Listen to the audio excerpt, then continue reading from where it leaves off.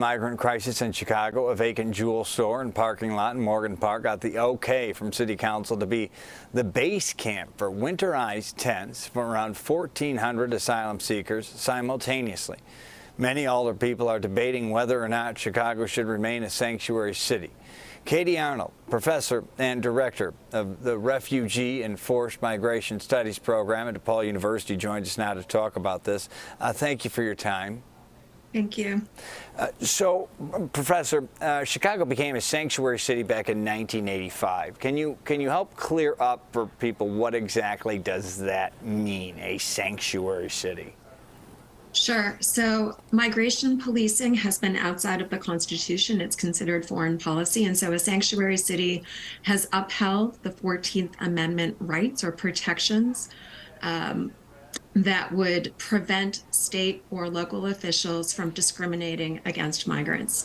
And so it's upholding the Constitution and recognizing that ICE policing has been extra constitutional. It also means that they refuse to comply with any ICE policing. It doesn't mean that ICE cannot police. It means that they will not have the cooperation of state and local officials unless there's an outstanding warrant, criminal warrant with proof of an emergency. So it's very important to uphold the Constitution. That's what a sanctuary ordinance is. ICE, of course, U.S. Immigration and Customs Enforcement. So what are the implications if this is put, let's say, to a vote of the public and Chicago then, let's play advocate for whatever. Let's say voters say we don't want to be a sanctuary city. That certainly won't stop migrants from coming, but will it stop them from being safe, if you will, from such practices?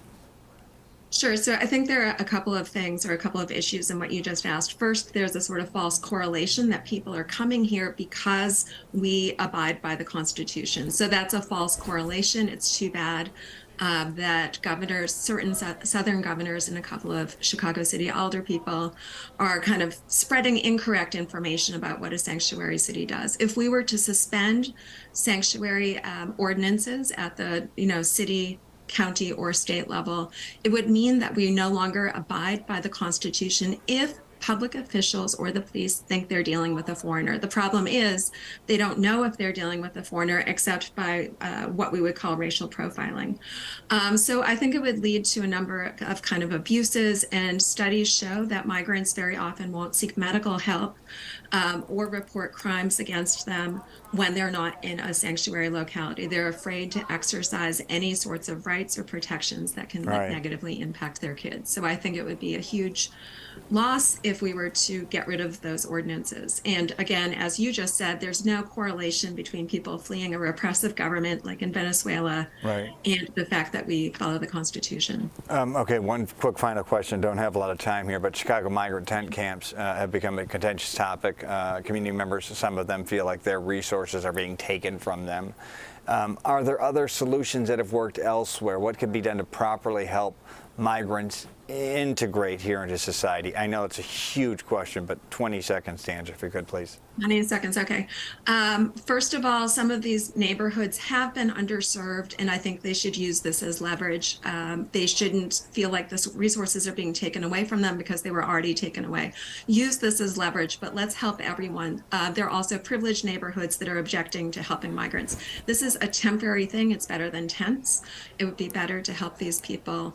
And so I think this is a key moment in which we're being tested. There are far more Ukrainians in seeking state services right now than Venezuelans. So let's get correct information and support people, but we don't need to reinvent the wheel.